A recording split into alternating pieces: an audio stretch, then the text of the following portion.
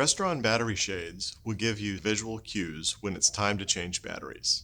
There will also be a visual in Crestron Home which will indicate remaining battery life.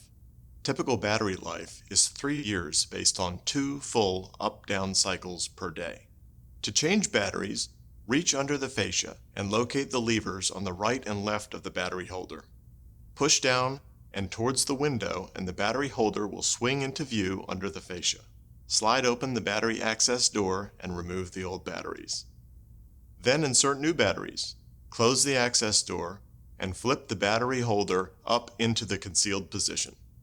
To learn more, visit crestron.com/shades.